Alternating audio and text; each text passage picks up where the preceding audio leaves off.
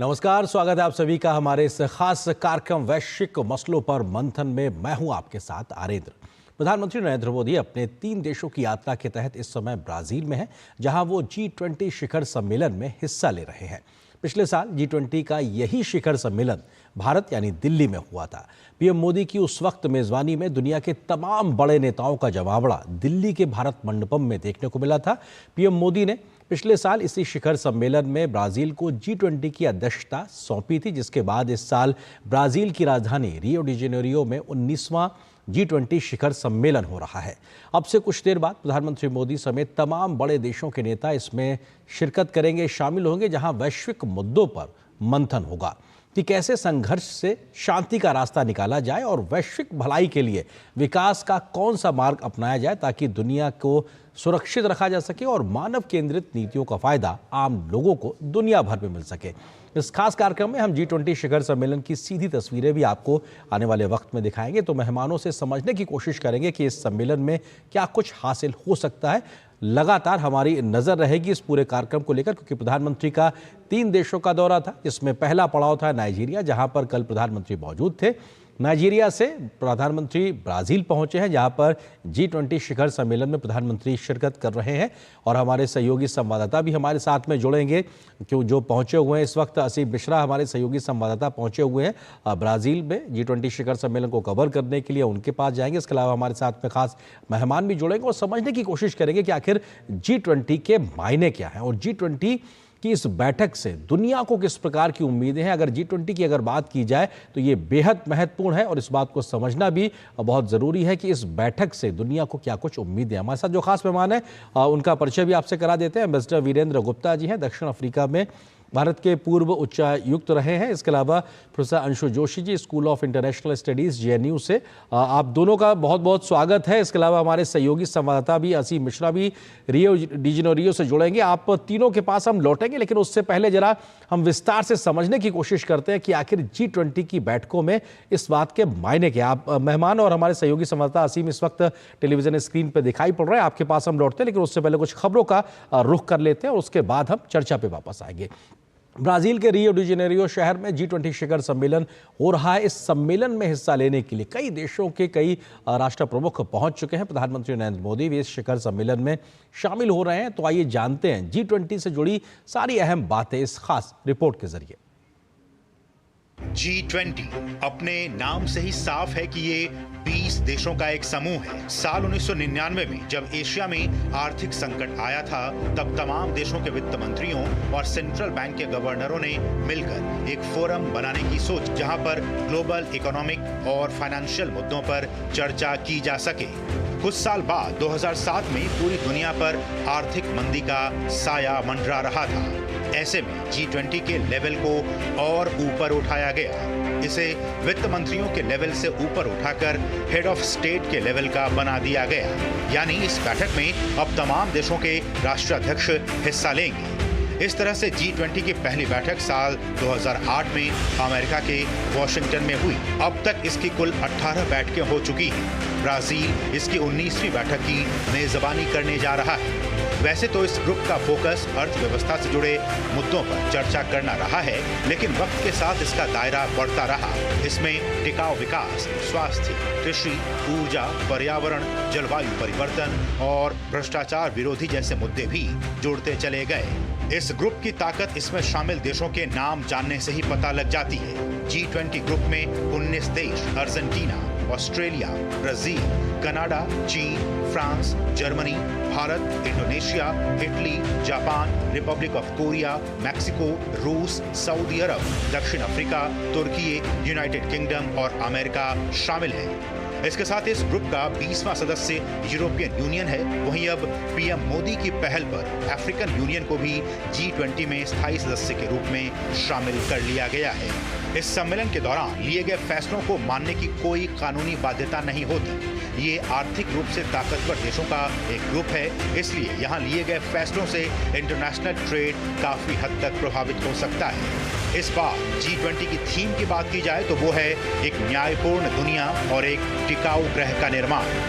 वहीं मुद्दों की बात की जाए तो ब्राजील ने इस सम्मेलन के लिए 3 सूत्रीय एजेंडा घोषित किया है। पहला, भूख, गरीबी और असमानता से निपटना। दूसरा, सतत विकास के 3 आयामों आर्थिक, सामाजिक और पर्यावरणीय पर ध्यान केंद्रित करना। और तीसरा, वैश्विक शासन में सुधार। उम्मीद की जानी चाहिए कि इस शिखर सम्मेलन के जरिए निहित उद्देश्यों को हासिल कर पाने में सभी सदस्य देश कामयाब हो पाएंगे। असीम मिश्रा, डीडी न्यूज। तो बेहद ही महत्वपूर्ण बैठक इस वक्त ब्राजील में चल रही है। G20 शिखर सम्मेलन की शुरुआत होने जा रही है आज और कल, 2 महत्वपूर्ण दिनों के बीच में। हमारे साथ 2 खास मेहमान भी हैं। इसके अलावा हमारे सहयोगी संवाददाता असीम मिश्रा भी इस वक्त G20 शिखर सम्मेलन को कवर करने के लिए पहुंचे, वो भी जुड़े हैं। एम्बेसडर वीरेंद्र गुप्ता जी, इसके अलावा प्रोफेसर अंशु जोशी जी हमारे साथ में मौजूद हैं। एम्बेसडर गुप्ता, शुरुआत आपसे ही, क्योंकि G20 पिछली बार भारत में हुआ तो देश के कोने कोने तक हर एक को इस बात के बारे में समझ ज़्यादा बेहतर हुई कि आखिर G20 क्या है, किस तरीके से काम करता है और इस बैठक के मायने क्या है और किस तरीके से दुनिया की व्यवस्थाओं को दिशा देने में इस बैठक की एक महत्वपूर्ण भूमिका होती है। अब जब इस बार ब्राजील में शिखर सम्मेलन हो रहा है, प्रधानमंत्री मोदी पहुंचे हुए हैं, इस बार की बैठक से क्या बड़े हम उम्मीद अपेक्षाएं कर सकते हैं? जो है वो ग्रुपिंग ऑफ लार्ज इकोनॉमीज, और वो इकोनॉमीज ही नहीं है लार्ज, वो ताकतवर देश, दुनिया के सबसे ताकतवर देश, पॉलिटिकली, मिलिटरीली और आर्थिक दृष्टि से वो G20 में शामिल। मैं समझता हूँ आज की तारीख में G20 दुनिया का सबसे अहम प्रोमिनेंट ग्रुप है। एक दूसरी ऑर्गेनाइजेशन है UN security council, but UN security council में इस वक्त जो है वो एक अपभ्रंश आ गया है और बहुत सारे जो कंट्रीज हैं, जैसे इंडिया ही है और जापान है, जर्मनी है, वो उसको UN सिक्योरिटी काउंसिल में जगह नहीं मिली। तो UN security council geographically representative नहीं है और धीरे धीरे इररेलेवेंट होता जा रहा है। तो उस सिचुएशन में G20 एक ऐसा ऑर्गेनाइजेशन बचता है। आपने जो समरी में बताया कि जब शुरुआत में इसकी 2008 में स्थापना हुई थी तो आर्थिक मुद्दों को डिस्कस करने के लिए, क्योंकि उस वक्त दुनिया में 2008 का एक आर्थिक संकट आया था, तो ये उस रिस्पांस था कि हमें एक करना चाहिए। लेकिन बीच में कुछ पॉलिटिकल मुद्दों को भी इसने डिस्कस किया है। तो मेरा ख्याल है हमारे इंटरेस्ट में, चूंकि हमको UN सिक्योरिटी काउंसिल में जगह नहीं मिल रही है जी, और मेरा ख्याल ऐसा है कि ना ही मिलेगी अगले कई सालों तक, क्योंकि बहुत एक्टिव कंट्रीज, बहुत बड़े बड़े कंट्रीज हमारे अगेंस्ट हैं। चाइना है, वो कभी भी इंडिया को परमानेंट मेंबर नहीं बनने देगा। तो हमारे लिए ये जरूरी है, अगर हम विश्व पटल पे एक सही रोल अदा करना चाहते हैं तो हमारे लिए G20 एक बहुत बढ़िया जो है फोरम है और एक सटीक फोरम है। दूसरी बात ये कहूंगा कि प्राइम मिनिस्टर ने पिछले साल इंडिया में समिट करी, चेयरमैन थे हम लोग, और इस साल भी जो है वो ट्रॉयका के मेंबर, क्योंकि गवर्नेंस में G20 में ट्रॉयका का बड़ा अहम रोल होता है। तो इस साल भी प्रधानमंत्री मोदी जी का एक रोल रहेगा इसके जो डिसीजन मेकिंग में और क्या क्या किस तरह से जो है आगे बढ़ाया जाए। ठीक है सर। प्रोफेसर अंशु जोशी जी भी हमारे साथ मौजूद है। अंशु जी, किस तरीके से आप देखती हैं कि भारत के द्वारा एक नैरेटिव सेट करने का पिछले बार की जो दिल्ली डिक्लेरेशन के माध्यम से कोशिश थी, उस पूरे एजेंडे को वैश्विक भलाई के लिए कैसे इस बार बढ़ाता हुआ G20 का 19वां शिखर सम्मेलन नजर आएगा? किन अहम मसलों पर एक सहमति बनती हुई दिखाई पड़ सकती है? आपकी समझ, आपकी जानकारी क्या कहती है? बहुत अच्छा प्रश्न आपने मुझसे पूछा। अंत्योदय की भावना के साथ सभी का कल्याण हो, मानव कल्याण हो, इस भावना के साथ वसुधैव कुटुंबकम का संदेश देते हुए भारत ने G20 को जब अपनी अध्यक्षता में आगे बढ़ाया तो बड़े क्रांतिकारी परिवर्तन इसमें किए। एक तो G20 का जिस प्रकार का स्वभाव था, अभी तक इसे पश्चिम के शक्तिवान राष्ट्रों का समूह माना जाता था, लेकिन भारत की अध्यक्षता में बहुत क्रांतिकारी तरीके से हमने देखा कि कैसे ग्लोबल साउथ की एक और आवाज, प्रमुख आवाज, एक संगठन के रूप में जो अफ्रीकन यूनियन हम देखते हैं, वो परमानेंट मेंबर के रूप में भारत की अध्यक्षता में नई दिल्ली में G20 से जोड़ा गया। इसके बाद हमने देखा कि जो दिल्ली डिक्लेरेशन डॉक्यूमेंट आया वो बिना किसी लड़ाई झगड़े, बिना किसी एक्सक्लेमेशन मार्क, बिना किसी डिसेंट के सीधे सीधे अप्रूव किया गया और इसमें जो लक्ष्य भारत ने G20 के मंच से रखे थे उसकी पूर्ति किस प्रकार से हो, उसको लेकर के अलग अलग स्तंभ और उससे जुड़े उद्देश्य हमने देखे हैं। इसी को आगे बढ़ाते हुए ये लगातार दूसरी बार हो रहा है जब ग्लोबल साउथ के देशों से ट्रॉयका बन रही है। पिछली बार की ट्रॉयका में इंडोनेशिया, भारत और ब्राजील थे।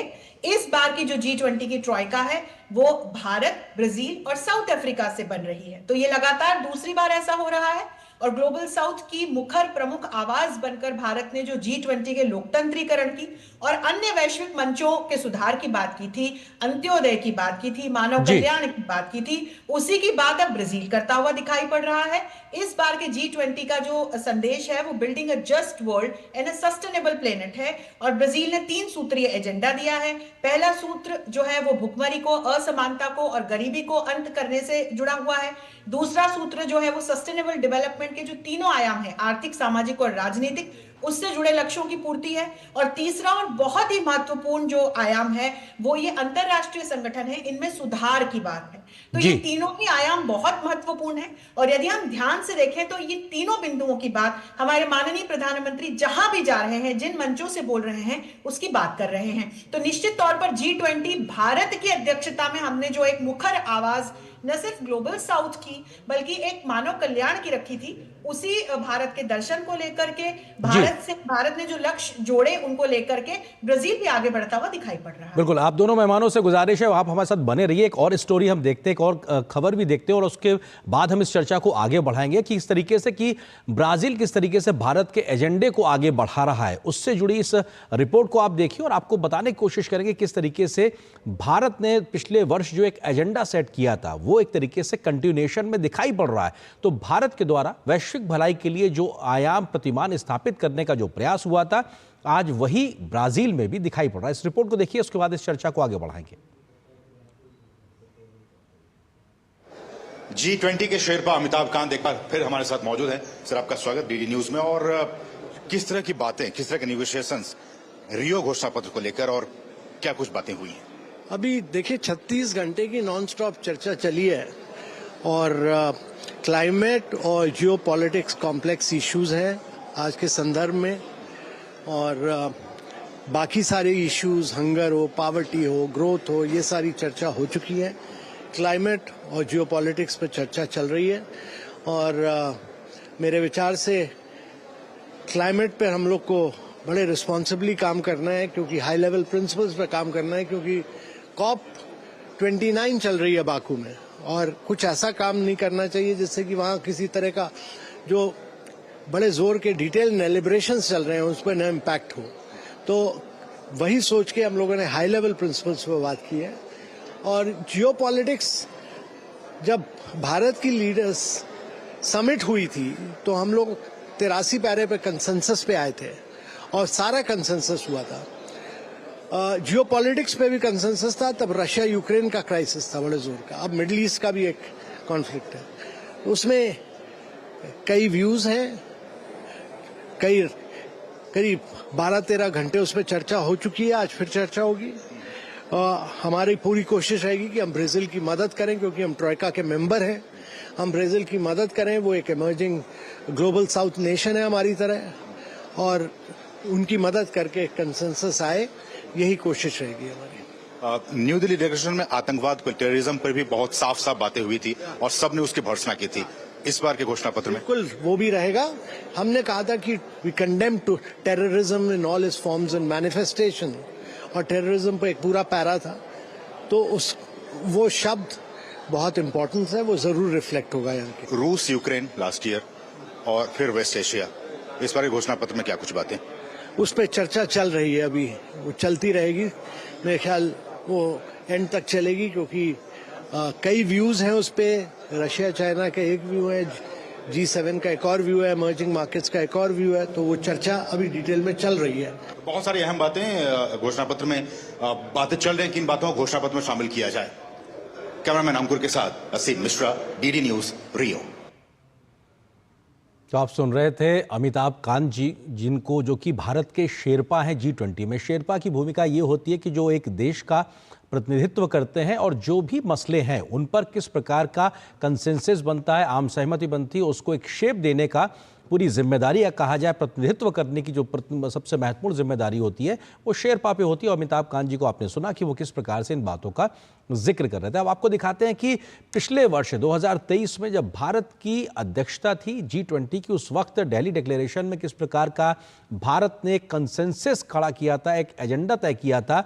वही एजेंडा अभी इस बार के ब्राजील के पूरे शिखर सम्मेलन में आगे बढ़ता नजर आ रहा है। आइए दिखाते हैं आपको इस रिपोर्ट में। अपनी स्थापना के बाद से ये पहली बार है जब G20 समूह की अध्यक्षता 4 उभरती हुई अर्थव्यवस्थाओं ने की है और इस साल भी करने जा रही है। यानी 2022 में इंडोनेशिया, 2023 में भारत, इस साल ब्राजील और 2025 में दक्षिण अफ्रीका। अब बात आती है कि आखिर कैसे ब्राजील भारत द्वारा निर्धारित किए गए एजेंडे को आगे बढ़ाने का काम कर रहा है। तो आइए आपको सिलसिलेवार बताते हैं। सबसे पहला एजेंडा खाद्य सुरक्षा एवं भूखमरी उन्मूलन। भारत और ब्राजील दोनों ने G20 में अपनी एजेंडा सेटिंग भूमिका के जरिए उभरते बाजारों और विकासशील अर्थव्यवस्थाओं की जरूरतों को उजागर करने की कोशिश की है। G20 अध्यक्षता के तहत भारत ने वैश्विक नेताओं को कृषि अनुसंधान, उर्वरकों तक पहुंच, क्षमता निर्माण और बाजार पारदर्शिता पर सहयोग करने के लिए राजी किया ताकि कमजोर आबादी के बीच खाद्य सुरक्षा को बढ़ावा दिया जा सके। अब ब्राजील ने भी G20 के अध्यक्ष के रूप में इस शिखर सम्मेलन में भूख और गरीबी के खिलाफ वैश्विक गठबंधन शुरू करने के इरादे की घोषणा की है। दूसरा एजेंडा जलवायु एवं जलवायु वित्त। जलवायु और जलवायु वित्त के मामले में ब्राजील की G20 अध्यक्षता भारत के एजेंडे को आगे बढ़ाने के लिए तैयार है। भारत, ब्राजील, दक्षिण अफ्रीका G20 प्रेसिडेंसी की ये तिकड़ी ग्लोबल साउथ का विकास और जलवायु वित्त पोषण की प्राथमिकताओं पर जोर देगी। तीसरा एजेंडा डिजिटल सार्वजनिक अवसंरचना। भारत और ब्राजील की G20 अध्यक्षताओं के बीच निरंतरता का एक और क्षेत्र है डिजिटल नेटवर्क के माध्यम से डिजिटल सार्वजनिक बुनियादी ढांचे का प्रावधान। भारत और ब्राजील दोनों ही डिजिटल सार्वजनिक अवसंरचना के क्षेत्र में वैश्विक बाजार में अगुवा के तौर पर खुद को स्थापित करते हैं और दुनिया के बाकी हिस्सों में अपने डिजिटल भुगतान और पहचान मॉडल को प्रदर्शित करने के लिए एक मंच प्रदान करता है। और चौथा एजेंडा अंतर्राष्ट्रीय वित्तीय संस्थाएं। G20 की अध्यक्षता के दौरान भारत ने नई दिल्ली घोषणा पत्र के माध्यम से अंतर्राष्ट्रीय बहुपक्षीय संस्थानों में सुधार की बात कही थी। नई दिल्ली घोषणा पत्र को ही आगे बढ़ाते हुए ब्राजील ने भी अंतर्राष्ट्रीय बहुपक्षीय संस्थानों मसलन IMF, विश्व बैंक और विश्व व्यापार संगठन में सुधार पर जोर देने की बात कही है। उम्मीद की जानी चाहिए कि वैश्विक हित से संबंधित इन अहम एजेंडों को G20 के सभी देशों का साथ मिलेगा और एक बेहतर भविष्य बनाने की दिशा में हम सभी आगे बढ़ पाएंगे। असीम मिश्रा, DD न्यूज। तो बेहद महत्वपूर्ण सम्मेलन G20 का ब्राजील में इस वक्त शुरू होने जा रहा है और हम इस पे अपने मेहमानों से चर्चा भी करेंगे, अपने सहयोगी से समझने की कोशिश करेंगे ब्राजील से कि इस वक्त का अपडेट क्या है। लेकिन उससे पहले एक छोटे से ब्रेक के लिए रुकते हैं, बहुत जल्द हाजिर होते हैं। आपके घर के खाने में रेस्टोरेंट जैसा स्वाद ले आए MDH का शाही पनीर मसाला। पनीर को क्या मस्त बना डाला।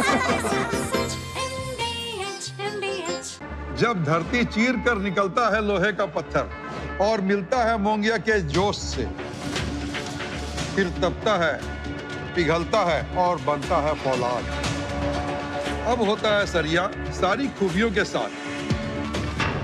मोंगिया स्टील, मजबूत देश का मजबूत सरिया।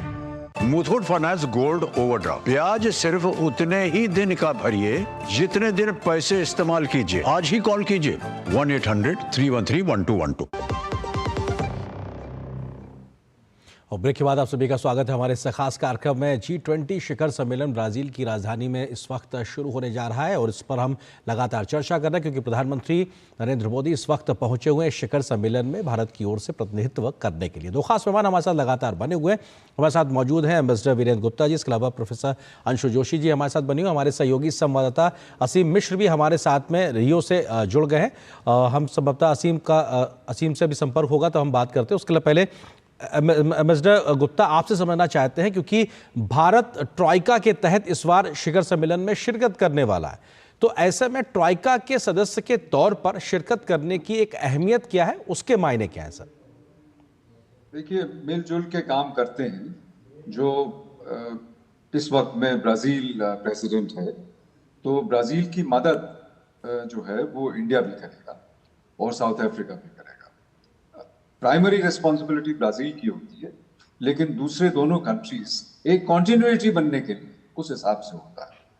और जैसा अमिताभ ने बताया, उम्मीद भी यही थी कि क्लाइमेट इश्यूज पे बेहद डिसएग्रीमेंट रहेगा, हमेशा ही डिसएग्रीमेंट रहा है।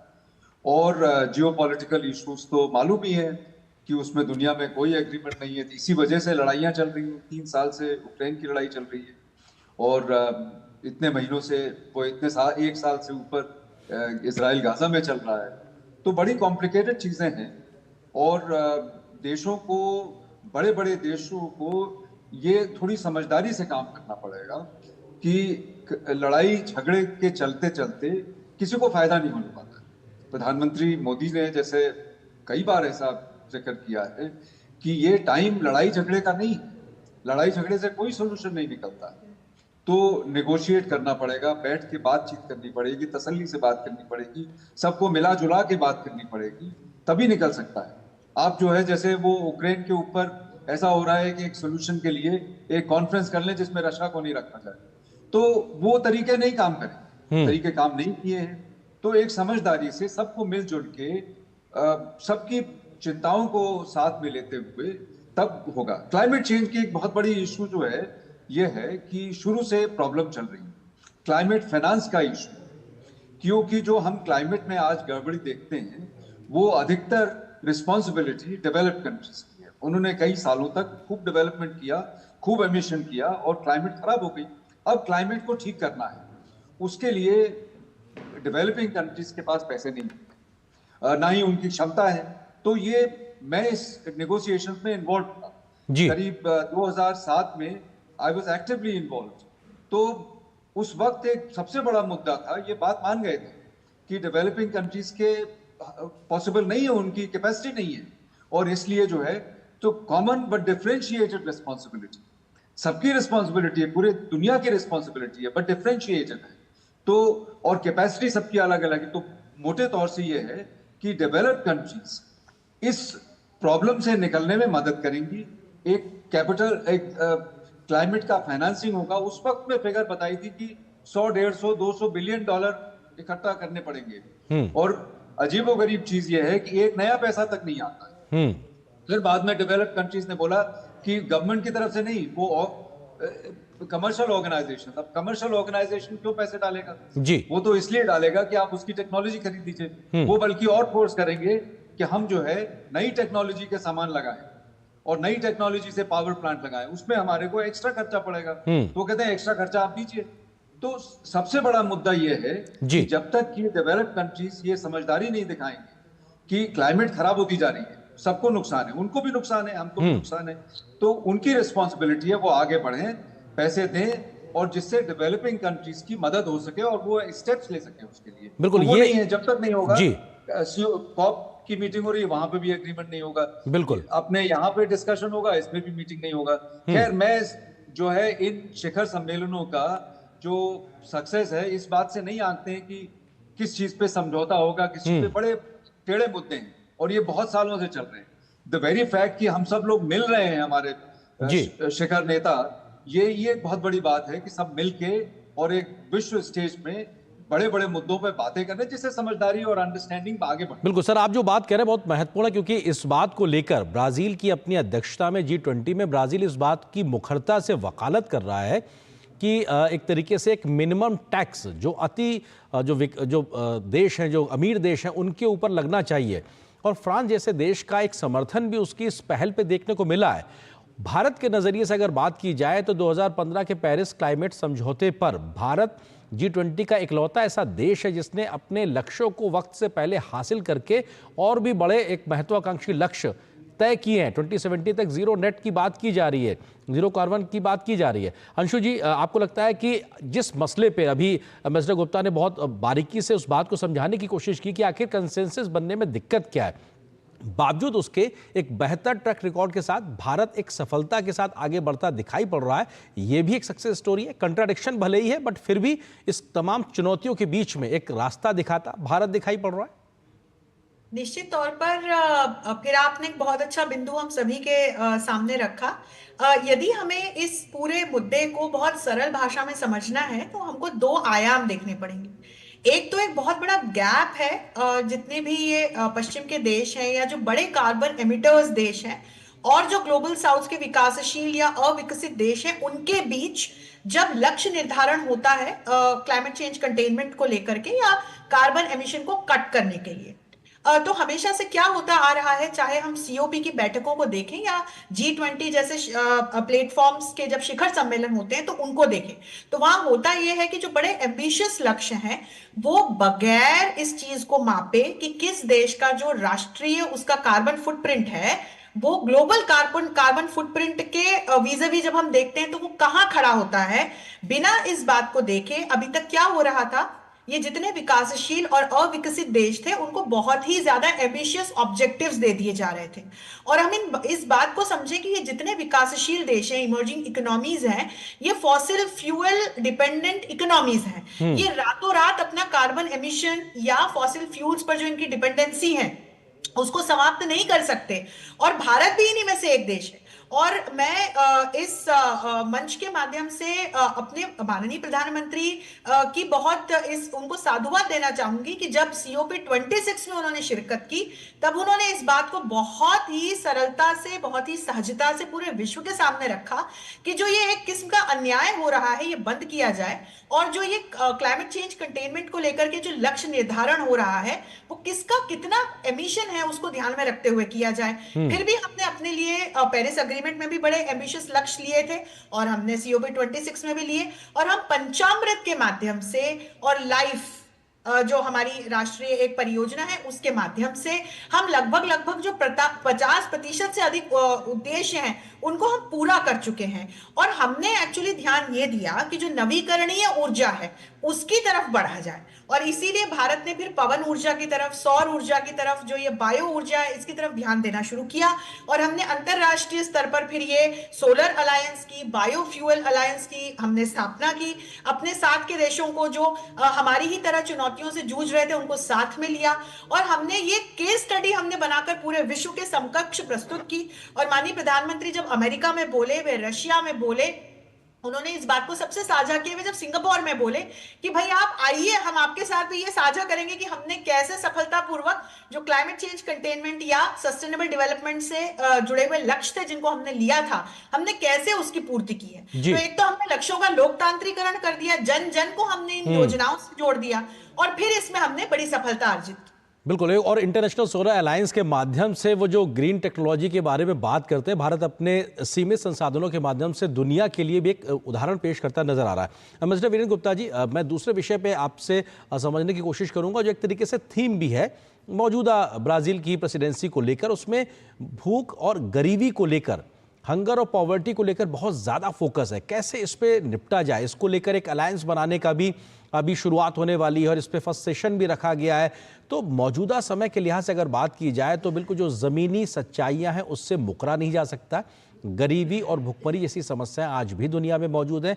ऐसे में वो क्या एक अलायंस हो सकता है, क्या उसके प्रैक्टिकल तरीके हो सकते हैं ताकि यहाँ से जो तय किया जाए वो सच में एक परिवर्तन करने की एक गुंजाइश देता हुआ ज़मीन पे नजर आए। मिस्टर गुप्ता, देखिए, जो फूड सिक्योरिटी है एक बहुत बड़ा मुद्दा है। उन कंट्रीज में जहाँ पे फूड की शॉर्टेज नहीं है उनको शायद ये बात समझ में नहीं आती, लेकिन अफ्रीका में, मैंने बहुत साल अफ्रीका में लगाए हैं, और बाकी डेवलपिंग कंट्रीज हैं, एशिया में भुखमरी का इशू है, अंडर मेल न्यूट्रिशन का इशू। तो फूड इनसिक्योरिटी, अच्छा पॉवर्टी, इंडिया में ये निहित किया गया कि poverty eradication is one of our biggest challenges, और पॉवर्टी इरेडिकेशन के लिए ही एनर्जी सिक्योरिटी होना बहुत जरूरी है कि एनर्जी की सस्टेन सप्लाई होती है। तो ये जो दोनों इश्यूज हैं बहुत इंपॉर्टेंट है, पॉवर्टी इरेडिकेशन और भुखमरी। अब उसका आपने पूछा कि क्या दुनिया एक सोल्यूशन निकाल पाएगी, मुझको नहीं लगता है। देखिए ये नारेबाजी और रेटरिक में, क्योंकि इसको डील करने के लिए काफी पैसों की जरूरत पड़ेगी और मुझे नहीं लगता है कि डेवलप्ड कंट्री किसी भी तरीके के प्रेशर में आके कोई क्लाइमेट चेंज में हम पिछले 30, 40, 20, 25 सालों से बात कर रहे हैं, एक भी नया पैसा नहीं डालते हैं। तो एक दूसरे तरीके से देखा जा सकता है कि फूड ग्रेन्स की बजाय हम जो है, जैसे इंडिया का जो डेवलपमेंट मॉडल है, वो डेवलपमेंट कोऑपरेशन मॉडल है अफ्रीकन कंट्रीज के साथ और बाकी डेवलपिंग कंट्रीज के साथ, हम इस चीज पे ज्यादा फोकस नहीं करते कि हम उनको फूड ग्रेन सप्लाई करें।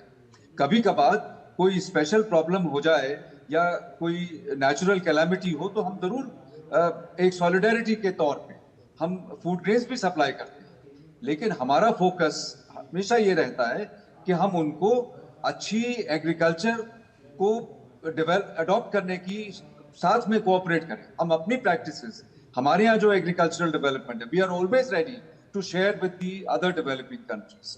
तो अफ्रीका में एक कहावत होती है साहब कि अफ्रीकन कंट्रीज कहते हैं कि हमें आपसे फिश नहीं चाहिए, हमको आप ये बताइए कि फिशिंग करनी कैसे।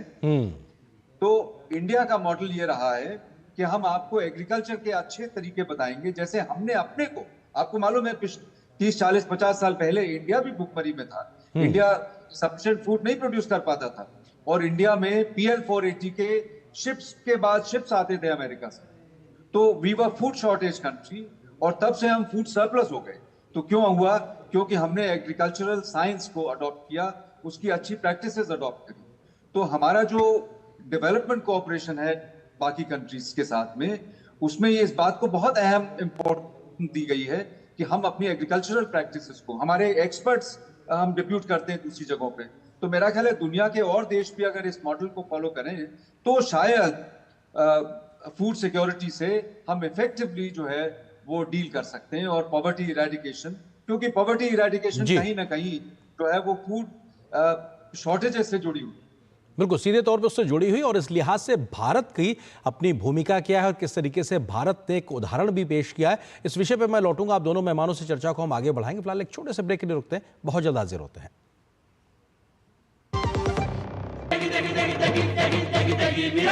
MDH की देगी मिर्च, देगी मिर्च का तड़का, अंग अंग फड़का। MDH की देगी मिर्च। मेरी पसंद, मेरी पसंद, मेरी पसंद, मेरी पसंद, हमारी पसंद, हम सबकी पसंद। मजबूत देश का मजबूत सरिया मोंगिया स्टील। और ब्रेक के बाद आपका स्वागत है इस खास कार्यक्रम में। इस वक्त ब्राजील की राजधानी रियो डी जेनेरियो में G20 शिखर सम्मेलन की शुरुआत हो चुकी है। वहां पर प्रधानमंत्री नरेंद्र मोदी पहुंचे हुए हैं और वैश्विक मसलों पर मंथन होगा। प्रधानमंत्री मोदी भारत की ओर से पक्ष रखेंगे। ये वही G20 शिखर सम्मेलन है जिसकी अध्यक्षता भारत पिछले वर्ष कर रहा था और दिल्ली में 9 और 10 सितंबर को शिखर सम्मेलन हुआ था प्रधानमंत्री नरेंद्र मोदी की मेजबानी में। और इस बार की क्या कुछ अपेक्षाएं, उम्मीदें हैं इस पूरी बैठक से, शिखर सम्मेलन से, इस मंथन से, इस विषय पे हम दो खास मेहमानों के साथ लगातार बातचीत कर रहे हैं। हमारे साथ में एम्बेसडर वीरेंद्र गुप्ता जी लगातार बने हुए, इसके अलावा प्रोफेसर अंशु जोशी जी हमारे साथ बनी हुई हैं। अंशु जी, क्योंकि हम ब्रेक पे जाने से पहले फूड सिक्योरिटी और गरीबी की बात कर रहे थे, उस लिहाज से अगर हम समझना चाहें तो सीमित संसाधनों में कैसे आगे बढ़ा जाए, एक बार फिर से भारत इसका रास्ता दिखाता नजर आ रहा है। एम्बेसडर गुप्ता ने भी जिस बात का जिक्र किया कि फिश नहीं फिशिंग कैसे करनी है, इस बात को अफ्रीकन कंट्रीज कहते हैं। भारत ने आत्मनिर्भरता को कैसे आगे बढ़ाना है, इसका एक जीवंत उदाहरण दिया है। 25 करोड़ गरीब लोग गरीबी की रेखा से बाहर आए हैं इन कुछ वर्षों के बीच में। ये हमारी सामाजिक आर्थिक योजनाओं की एक बड़ी उपलब्धि के तौर पे है। खाद्य सुरक्षा की जब बात करते हैं, फूड सिक्योरिटी की बात करते हैं, तो मिलेट्स जैसे कार्यक्रम के माध्यम से आगे बढ़ता हुआ भारत नजर आता है। बहुत विविधताएं हैं, किस प्रकार से परंपरागत तकनीक में जो खेती का तरीका उसमें तकनीक को इस्तेमाल किया जाए, वो हमारे लिए बड़ा फायदेमंद हुआ है। क्या ये बहुत बेस्ट प्रैक्टिसेस के तमाम उदाहरण नहीं है जो भारत एक तरीके से अपनी क्षमताओं के साथ में दुनिया के सामने, खासतौर से ग्लोबल साउथ के उन देशों के लिए जहां पे ज्यादा जरूरत है, एक नजीर पेश करता है? बिल्कुल। और आपने जिस बिंदु से अपनी बात रखी कि भारत तो वो देश है जिसने पिछले कुछ एक वर्षों में 25 करोड़ से ज्यादा लोगों को गरीबी रेखा से बाहर निकाला, कुछ बेस्ट प्रैक्टिसेस को अपनाकर। जब हम फूड सिक्योरिटी की तरफ या पावर्टी की तरफ देखते हैं तो यूनाइटेड नेशंस के द्वारा जो सस्टेनेबल डेवलपमेंट गोल्स यानी कि एसडीजीज सेट किए हुए हैं, ये उसका एक प्रायोरिटाइज्ड लक्ष्य है जिसको लेकर के पूरा विश्व बात तो करता है कि हम काम कर रहे हैं इसको लेकर के, पर राष्ट्रीय और अंतरराष्ट्रीय स्तर पर फंडिंग से लेकर के और बहुत सारी साझेदारी का अभाव हमें नजर आता है। और यही कारण है कि ये जो चुनौतियां हैं, चाहे फूड सिक्योरिटी हो या पावर्टी हो, और यहां मैं असमानता भी जोड़ दूं, इसीलिए ये ब्राजील ने इसको पहले प्रमुखतम लक्ष्य के रूप में रखा है G20 के इस वर्ष के शिखर सम्मेलन में। तो ये जो लैटिन अमेरिका के देश है या अफ्रीका के देश है या एशिया के देश है, मतलब लगभग मैं कहूं कि जो विकासशील देशों की दुनिया है, इनके लिए ये एक बहुत बड़ी चुनौती रही है, तमाम जो हम तीनों बिंदुओं को देखते हैं। लेकिन भारत ने एक नजीर पेश किया, आप बिल्कुल सही कह रहे हैं, कुछ बेस्ट प्रैक्टिसेस को हमने अपनाया। यदि हम अपने एग्रीकल्चरल सेक्टर की ओर देखें तो सीमित संसाधनों के साथ और जिस प्रकार से निरंतर हम क्लाइमेट में चेंजेस देख रहे हैं, तो उसकी दृष्टि से कम नुकसान हो और अच्छी से अच्छी तकनीक का इस्तेमाल करते हुए, अपनी अच्छी से अच्छी वर्कफोर्स का इस्तेमाल करते हुए हम कैसे सीमित संसाधनों में अच्छी से अच्छी खेती कर सकते हैं। इसका उदाहरण मैं आपको दूंगी। वैज्ञानिकों को सीधे अपने किसानों से जोड़ने के लिए मोदी जी ने मृदा कार्ड, एक ऐसी योजना चलाई जिसमें ये मृदा कार्ड किसानों को इशू किए गए और इनके जरिए सीधे सीधे वैज्ञानिकों के साथ हमारे किसान जुड़े और उनको सीधे सीधे समाधान मिलने लग गए। मिट्टी के चेकअप से लेकर के कैसी टेक्निक, उनके किस प्रकार के खेत हैं, किस प्रकार की जलवायु है, किस तरह से लेटेस्ट टेक्नोलॉजी का वे इस्तेमाल कर सकते हैं और किस तरह से सरकार इसमें उनको सब्सिडी या अन्य प्रकार की सहायता दे सकती है। तो ऐसे जो है जब कोलैबोरेट करके हम आगे बढ़े तो न सिर्फ हमने प्रोडक्शन में एक बड़ी सफलता हासिल की, हम एक और बिंदु की ओर देखें, हमने इसमें दूसरे देशों के साथ कोलैबोरेट करके अपनी सप्लाई चेन्स को मजबूत किया। और इसमें ब्राजील भी कहीं ना कहीं, भारत और ब्राजील के जब हम संबंधों को देखते हैं तो फिर एग्रीकल्चरल सेक्टर की दृष्टि से हमने एक उदाहरण प्रस्तुत किया।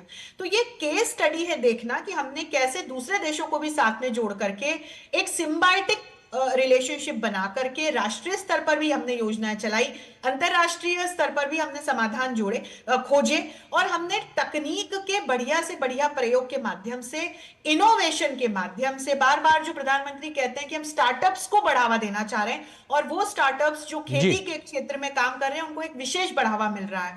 तो हमने एक उदाहरण जी आपको रोकना चाहेंगे, कुछ सीधी तस्वीरें इस वक्त हमको रियो से मिल रही हैं, हम उन तस्वीरों का और रुख करते हैं क्योंकि लगातार शिखर सम्मेलन में शामिल होने के लिए तमाम बड़े नेताओं के पहुंचने का सिलसिला जारी है। हमने तमाम तस्वीरें देखी जिसमें तमाम देशों के या अंतर्राष्ट्रीय संस्थाओं के जो प्रमुख हैं वो लगातार पहुंच रहे हैं और इस शिखर, और ये प्रधानमंत्री नरेंद्र मोदी के पहुंचने की तस्वीरें भी आप देख सकते हैं कि प्रधानमंत्री नरेंद्र मोदी पहुंचे हुए हैं इस शिखर सम्मेलन में। और ट्रॉइका के सदस्य के तौर पर भारत की मौजूदगी बहुत मायने रखती है क्योंकि पिछले साल भारत अध्यक्ष था G20 शिखर सम्मेलन का और प्रधानमंत्री नरेंद्र मोदी भारत की ओर से 140 करोड़ भारतीयों का प्रतिनिधित्व करते हुए G20 के बड़े मंच पर भारत का पक्ष रखेंगे।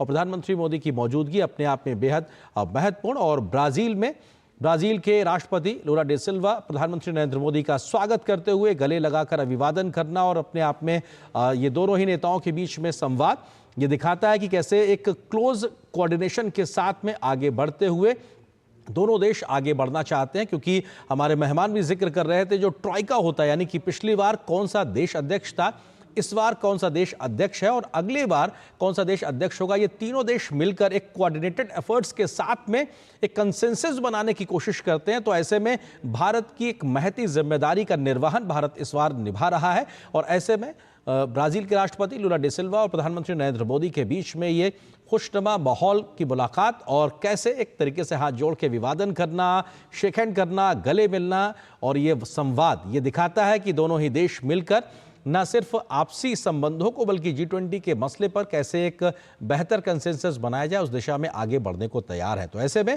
प्रधानमंत्री नरेंद्र मोदी इस वक्त शिखर सम्मेलन का जो मेजबानी का स्थल है वहां पे पहुंच चुके हैं और तमाम विश्व के नेता भी वहां पे पहुंच रहे हैं और ये शिखर सम्मेलन वहां पर अब शुरू होने वाला है।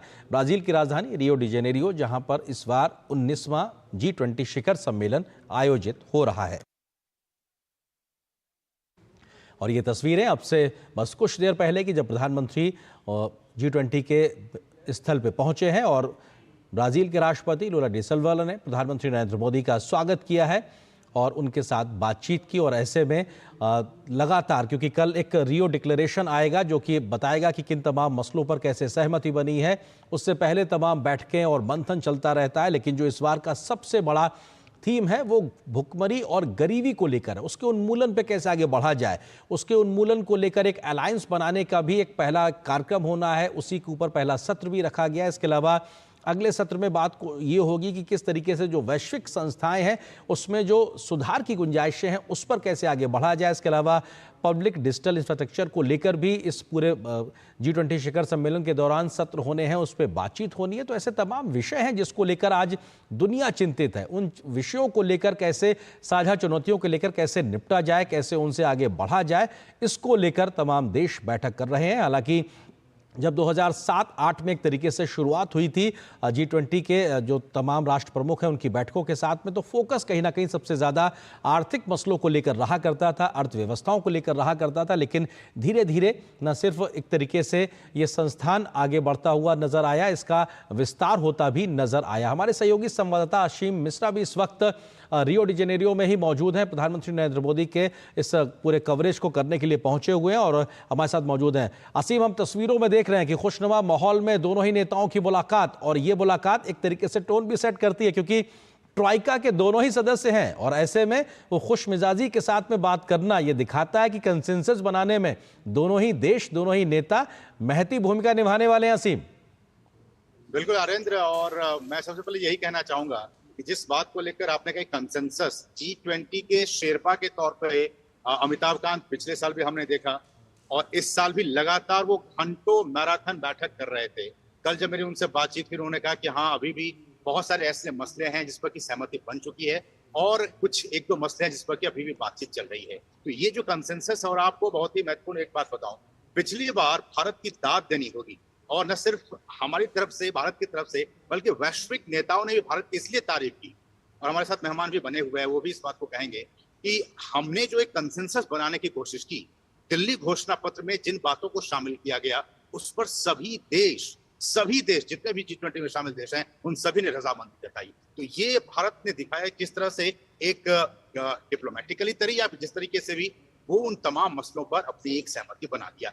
इस बार चूंकि ये G20 का समिट ब्राजील में हो रहा है, बहुत सारे अहम इश्यूज हैं, जैसा कि हमने कहा कि G20 के शेरपा ने लंबी बातचीत हुई है तमाम देशों के साथ, बहुत सारे मसलों पर रजामंदी हो गई है। लेकिन एक मसला जब मैंने उनसे सवाल किया, आपने भी सुना होगा कि जिस तरह से वेस्ट एशिया में जो सिचुएशन है उसको लेकर क्या कुछ इस बात में कहा जाएगा जब रियो घोषणा पत्र जारी होगा, तो उन्होंने कहा कि इस पर अभी भी पेंच फंसा हुआ है, इस पर अभी भी बातचीत चल रही है। तो ये एक बहुत अहम मसला है। अब इस पर देखना होगा कि जो घोषणा पत्र आता है, रियो घोषणा पत्र, उसमें इस पर किस तरह की वर्डिंग्स, क्या शब्द, क्या वाक्य यूज किए जाते हैं। एक तो दूसरी महत्वपूर्ण बात आनंद की, जो पहला सेशन है जिसमें कि प्रधानमंत्री अब वहां पहुंच चुके हैं इस कार्यक्रम में, वो है भूख और गरीबी के खिलाफ।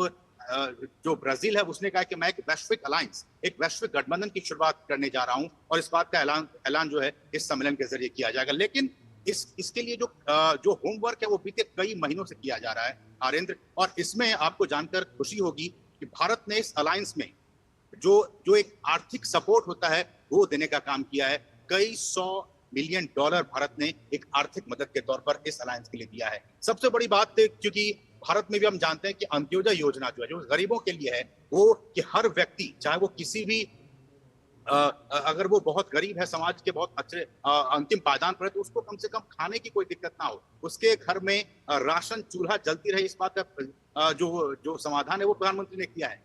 ब्राजील उसी से इंस्पिरेट हो गया। आपने देखा होगा मेरी उस स्टोरी में कि ऐसी वो कौन कौन सी बातें थी जिसको कि दिल्ली घोषणा पत्र के जरिए अब उसको ब्राजील आगे बढ़ाने का काम कर रहा है। तो ये उसमें सबसे महत्वपूर्ण है कि किस तरह से वैश्विक एक अलायंस बनाने की घोषणा की जा रही है जिसमें कि भूख और गरीबी के खिलाफ काम किया जाएगा। तो ये भारत ने जो मॉडल पेश किया है पूरे वैश्विक जगत के लिए, वो उस मॉडल को आप कह सकते हैं कि ब्राजील ने उसको अडॉप्ट करने का काम किया है। और न सिर्फ ब्राजील में भी गरीबी है, लेकिन वैश्विक स्तर पर जो ग्लोबल साउथ के जो अफ्रीकन कंट्रीज हैं वहां अभी भी बहुत गरीबी है, और उस गरीबी को टैकल करने के लिए किस तरह से ब्राजील आगे आएगा, किस तरह से भारत आगे आ गया और जो बाकी देश हैं वो कैसे आगे आएंगे, इस पर बहुत ही महत्वपूर्ण चर्चा इस वक्त हो रही है। बिल्कुल असीम, इससे पहले कि मैं अपने मेहमानों से जाऊं, मैं आपसे एक और सवाल लेना चाहता हूं कि आज का जो दिन भर का कार्यक्रम रहने वाला है व्यस्तताओं का, प्रधानमंत्री मोदी का और G20 के इस मंच में महत्वपूर्ण जो सत्र होने वाले हैं उसके बारे में थोड़ा सा विस्तार से जानकारी दे दीजिए। नरेंद्र, आज 2 अहम ही सत्र होने वाले हैं और इन 2 अहम सत्रों के अलावा कुछ बायलैटरल्स होने वाले हैं। 2 अहम सत्रों में पहला सत्र आपने देखा कि अभी जस्ट इसकी शुरुआत हो गई है कि गरीबी और भूख के खिलाफ जो एक वैश्विक गठबंधन, इसमें किस तरह से जो तमाम देश हैं वो G20 के देश वो किस तरह का रोल प्ले कर सकते हैं, तो इस पर भी लंबी चौड़ी बातचीत होगी। उसमें भारत भी अपना पक्ष रखेगा किस तरह से आप उसको उस गरीबी को और उसको भूखमरी को आप इरेडिकेट कर सकते हैं, पॉवर्टी को। दूसरा सेशन जो होगा वो भी अपने काफी महत्वपूर्ण है और इसको लेकर कई बार प्रधानमंत्री ने कई अलग अलग मंचों पर इस बात को कहा है कि देखिए, जब तक आप वैश्विक जो अंतर्राष्ट्रीय संस्थान हैं उसमें सुधार नहीं लाएंगे, मसलन UN की बात है, मसलन WTO की बात है, मसलन IMF की बात है, मसलन वर्ल्ड बैंक की बात है, ये जो बहुपक्षीय संस्थान है इसमें सुधार। तो दूसरा जो सेशन है वो इसी पर है कि अंतर्राष्ट्रीय जो संस्थाएं हैं उसमें किस तरह का सुधार हो। ये दोनों ही बहुत ही महत्वपूर्ण, दोनों ही भारत के जो हित से जुड़ा हुआ ये मामला है, उस पर बातचीत होगी। और उसके अलावा बहुत सारे बायलैटरल्स भी हैं जो कि दूसरे देशों के साथ द्विपक्षीय संबंध जो है उसको कैसे स्ट्रेंथन किया जाए। मसलन आज इटली के साथ भी द्विपक्षीय संबंध, द्विपक्षीय मुलाकात है, उसका कार्यक्रम है। इंडोनेशिया के साथ सबसे पहला कार्यक्रम है, ब्रिटेन के साथ कार्यक्रम है, जर्मनी के साथ कार्यक्रम है। तो इन तमाम देशों के साथ कुल मिलाकर 6 देशों के साथ आज बायलैटरल्स है प्रधानमंत्री का, और साथ ही साथ ये जो 2 बहुत ही महत्वपूर्ण सत्र हैं इस पर भी बातचीत होगी और प्रधानमंत्री अपना पक्ष रखेंगे। बिल्कुल असीम, आप बने रहिए, हमारे साथ 2 खास मेहमान भी लगातार बने हुए हैं, आपका भी हम रुख करेंगे, लेकिन आप सबसे इस चर्चा को आगे बढ़ाने उससे पहले एक छोटे से ब्रेक के लिए रुकते हैं। बहुत जल्द हाजिर होते हैं। इस ब्रेक के बाद हम समझने की कोशिश करेंगे कि इस बार के शिखर सम्मेलन से क्या कुछ बड़ी अपेक्षाएं, उम्मीदें हैं। फिलहाल एक छोटे से ब्रेक के लिए रुकते हैं। जब धरती चीर कर निकलता है लोहे का पत्थर और मिलता है मोंगिया के जोश से, फिर तपता है, पिघलता है और बनता है फौलाद। अब होता है सरिया सारी खूबियों के साथ। मोंगिया स्टील, मजबूत देश का मजबूत सरिया।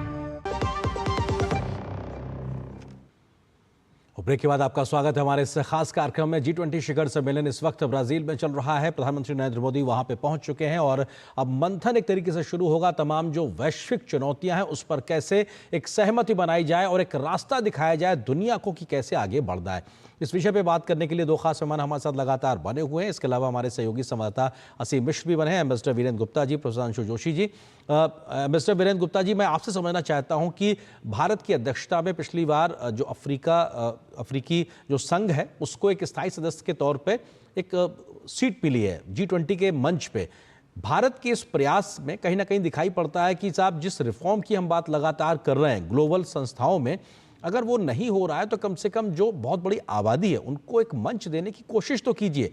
तो क्या ये जो भारत का प्रयास है इस बार के शिखर सम्मेलन में पहली बार अफ्रीकी संघ की मौजूदगी ये दिखाने बताने के लिए काफी है कि साहब अब एक वक्त आ गया है, सबको मौका दीजिए, सबको सुनिए, तब आप दुनिया की बेहतरी के लिए आगे बढ़ पाएंगे। किस तरीके से आप देखते हैं इस बार की इस बैठक को?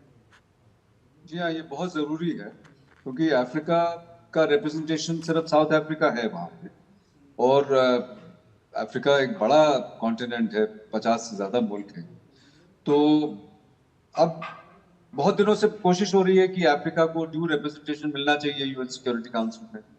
उस जो ताकतवर देश हैं, जो जिनके वेस्टेड इंटरेस्ट हैं, उनके कानों पे जू नहीं रहेंगे। तो आई थिंक उस सर्कमस्टांसेस में भारत का जो ये स्टेप, भारत का इनिशिएटिव रहा कि अगर G20 उभर के सबसे एक प्राइमरी ऑर्गेनाइजेशन की तरह से सामने आ रही है, जो धीरे धीरे इकोनॉमिक एजेंडा से भी आगे बढ़कर पॉलिटिकल और मिलिट्री बाकी सब एजेंडास को, टोटल ग्लोबल इंटरनेशनल अफेयर्स के बारे में अगर बात करेगी तो उसमें अफ्रीका का रिप्रेजेंटेशन होना बहुत जरूरी है। सो आई थिंक ये बहुत बढ़िया स्टेप हुआ, सही स्टेप हुआ और सही टाइम से हुआ। और इस बार हम देखेंगे कि अफ्रीकन यूनियन का जिससे कि देखिए साउथ अफ्रीका तो रिप्रेजेंटेड है, बट अफ्रीकन यूनियन की तरफ से सारे अफ्रीका का रिप्रेजेंटेशन हो जाता है।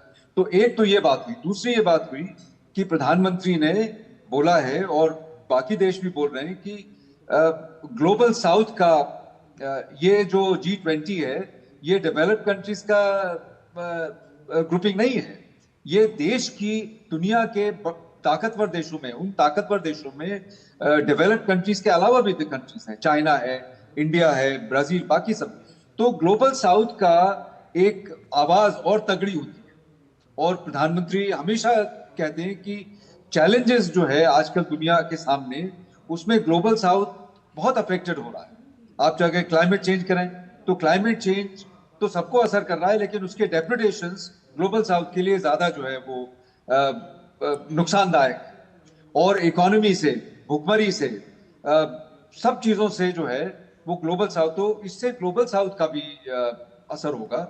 एक बात डिस्कशन में उठी थी जी कि इंडिया ने पिछले साल बहुत सही तरीके से कॉन्सेंसस बनाया बहुत जल्दी से, और जो कि बल्कि यूनिक चीज थी।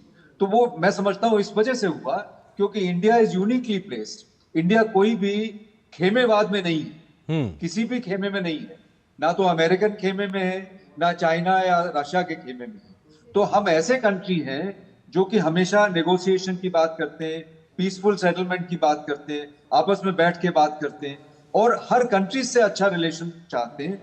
तो ऐसी ही अप्रोच जो है रखनी पड़ेगी। इंडिया, मैं समझता हूं कि पिछले साल अगर हमको आसानी हुई कंसेंसस डेवलप करने में, इतनी आसानी तो नहीं होती है लेकिन तभी भी कंपैरेटिवली, तो वो इस वजह से हुई क्योंकि इंडिया की पोजीशन जो है वो इंटरनेशनल मुद्दों पे बड़ी बीच की रही। मतलब हमने सबको मिला जुला के बनाया। तो इस साल भी मुझे उम्मीद यह है क्योंकि इंडिया का एक ट्रॉयका की तरफ मौजूद एक रोल रहेगा, तो शायद जो है इंडिया, ब्राजील और साउथ अफ्रीका मिलके एक कॉन्सेंसस, पिछले साल की तरह से एक कॉन्सेंसस आ जाएगा। ठीक है अंशु जी, आपको लगता है कि जो बात अभी एम्बेसडर गुप्ता कह रहे हैं कि खेमेबाजी का हिस्सा नहीं रहा भारत, ये अपने आप में एक यूनिकली प्लेस्ड एक तरीके से स्थिति थी या हमारी एक पोजीशनिंग थी कि साहब हम किसी पक्ष का हिस्सा नहीं है। हालांकि प्रधानमंत्री कहते हैं कि वो पक्षकार हैं शांति के, और उन्होंने कई बार इस बात को कहा कि ये युद्ध का समय नहीं है। लेकिन रूस यूक्रेन संघर्ष की बात हो, पिछले वर्ष की दे हो, लेकिन इस बार बात आगे बढ़ती जा रही है। मिडिल ईस्ट में भी हमने देख रहे हैं किस प्रकार से स्थितियां अपने आप में दिक्कत तलब दिखाई पड़ रही। ऐसे में इन संघर्षों के बीच में इस बैठक से, इस मंथन से किस प्रकार से हम अपेक्षा उम्मीद कर सकते हैं कि यहाँ से रास्ता आखिर निकलेगा कैसे? क्योंकि वो संघर्ष से शांति की जो पहल है उसके ध्वजवाहक बहुत कम नजर आते हैं, क्योंकि लोग खेमों में ही बटे नजर आते हैं। खेमों से हटकर समाधान की ओर बढ़ने का रास्ता निकलने की गुंजाइश तब बनती है जब उस पर बड़े स्तर पे पहल हो। वो कैसे होगी? बहुत अच्छा बिंदु उठाया। और संघर्ष से शांति तक का जो ये रास्ता है ये कठिन तो है ही, और इसके ध्वजवाहक के प्रणेता के रूप में हम एक भारत को देख सकते हैं। हमारे माननीय प्रधानमंत्री जिस देश की यात्रा कर रहे हैं, जिस मंच से बोल रहे हैं, वो इसी बात को कह रहे हैं कि ये जो समय है ये युद्ध का नहीं है, विकास का है। पुतिन जैसे राष्ट्राध्यक्ष से वो सीधे सीधे बड़ी सहजता से इस बात को कह चुके, SCO की मीटिंग के दौरान भी कह चुके, और अभी जब रशिया की यात्रा की तब भी उन्होंने इस बात को रखा। वे जेलेंस्की से इस बात को सीधे सीधे कह चुके। वे वो देश जो दोनों ही देशों की सहायता कर रहे हैं, उन देशों को इस बात को, उनके राष्ट्राध्यक्षों को इस बात को कह चुके। अब इसके अलावा जब ये अंतरराष्ट्रीय संगठनों के शिखर सम्मेलन होते हैं तो यहां पर बड़ी एक उम्मीद होती है कि डिप्लोमेटिक डायलॉग के लिए कहीं रास्ता खुले। अब ये देखना बड़ा रोचक रहेगा, क्योंकि यहां पर हम देखेंगे कि चीन से भी प्रतिनिधित्व आ रहा है, रशिया से भी आ रहा है, यहाँ पर बाइडेन को भी हम देखेंगे तो अमेरिका से भी आ रहे हैं। तो यहाँ पर लगभग ये तमाम देश जो युद्धों में परोक्ष या अपरोक्ष रूप से उलझे हुए हैं, ये तमाम देश और इनके राष्ट्राध्यक्ष शिरकत करने वाले हैं। तो यदि इस प्रकार की कोई एक पहल बनती है जिसमें ये देश आपसी वार्ता के लिए सहमत हो, तो निश्चित तौर पर एक रास्ता बनता हुआ दिखाई देता है। बिल्कुल, भारत उसमें एक भूमिका निभा सकता है। थोड़ा समय की सीमा में आता हूं आपके पास में। असीम हमारे सहयोगी लगातार बने। असीम, क्योंकि एक भारत की एक लगातार पहल रही और इस बार भी वो फोकस तरीके से दिखाई पड़ रहा है, जो डिजिटल पब्लिक इंफ्रास्ट्रक्चर को लेकर है, DPI को लेकर है, वो पहल पे कैसे बात आगे बढ़ेगी? और भारत एक सक्सेस स्टोरी के तरीके से है जिसने बहुत बड़ी आबादी को डिजिटलाइज करके उसको एम्पावर्ड किया। बिल्कुल, देखिए आर्यन, आपने बहुत बढ़िया सवाल किया। डिजिटल डिवाइड एक आजकल एक शब्द सुनाई दे रहा है, और वाकई जिनके पास एक्सेस है, जिनके पास सुविधाएं हैं, और जिनके पास एक बहुत बड़ी आबादी ऐसी है जिनके पास डिजिटल एक्सेस नहीं है। तो डिजिटल डिवाइड को उसको फिल करने के लिए भारत ने एक बहुत अच्छी पहल की। आप देखिए कि एग्जांपल के तौर पे यूपीआई, आज लाखों करोड़ों लोग उससे जुड़े हुए हैं यूपीआई से, और एक बहुत ही बेहतरीन मॉडल है बाकी विश्व के लिए। आपने कोविड के दौरान देखा कोविन प्लेटफॉर्म, जिसमें कि बहुत ही स्मूथली हम सभी ने उसको यूज किया और उससे कोविड के दौरान हमने उसको एक्सपीरियंस किया। तो ये जो डिजिटल पब्लिक इंफ्रास्ट्रक्चर है, इंफ्रास्ट्रक्चर का निर्माण अपनी जगह है, लेकिन डिजिटल पब्लिक जो इंफ्रास्ट्रक्चर है उसमें जो गवर्नमेंट्स हैं, जो सरकारें हैं, वो किस तरह का काम कर सकती हैं, ये बहुत ही महत्वपूर्ण। और इससे में हम कह सकते हैं कि भारत ने एक बहुत अच्छा रोल प्ले किया है। अफ्रीकन कंट्रीज में चले जाइए, मैं अभी रिपोर्ट्स देख रहा था, वहां पे जो डिजिटल एक्सेस है वो अभी भी नहीं उतना जितना होना चाहिए उतना नहीं हो पाया है। अब इसमें भी G20 के इस शिखर सम्मेलन में अलग से एक सत्र रखा गया डिजिटल पब्लिक इंफ्रास्ट्रक्चर पर, जिसमें कि तमाम जो विश्व के नेता हैं वो उस पर चर्चा करेंगे। और मुझे लगता है कि भारत का जो मॉडल रहा है, एग्जांपल के तौर पे यूपीआई ले लें या फिर कोविन ले लें, ये एक एग्जांपल सेट कर रहा है कि आप किस तरह से इसका लाभ उठा सकते हैं। एक बात, दूसरी बात की इस यूपीआई को लेकर आप जानते हैं कि बहुत से देशों ने इंटरेस्ट शो किया और वहां भी इसको यूपीआई को लागू किया गया है। और इसका जो नेटवर्क है, इसका जो आर्किटेक्चर है आरेंद्र, ये समझने वाली बात है कि भारत ने कहा है कि हम इसको अपने लिए नहीं रखेंगे, ये पब्लिक है, आप इसको लीजिए, अगर आपको इसकी जानकारी चाहिए तो हम इसके बिल्कुल आप सही बात कह रहे हैं कि किस प्रकार से भारत ने अपनी क्षमताओं से दुनिया की बेहतरी के लिए तमाम देशों के लिए आगे बढ़ा। फिलहाल वक्त की इतनी ही सीमा है। आप दोनों मेहमानों का बहुत शुक्रिया। असीम, आपका भी शुक्रिया, और आपके माध्यम से लगातार हम जो खबरें हैं, तस्वीरें हैं, लगातार आपके माध्यम से हम दर्शकों तक पहुंचाते रहेंगे। फिलहाल इस विशेष कार्यक्रम में इतना ही, लेकिन G20 के शिखर सम्मेलन ब्राजील से पल पल की खबरें और तस्वीरें आप तक पहुंचाते रहेंगे आगे भी कार्यक्रम के माध्यम से। फिलहाल मुझे दीजिए अनुमति, नमस्कार।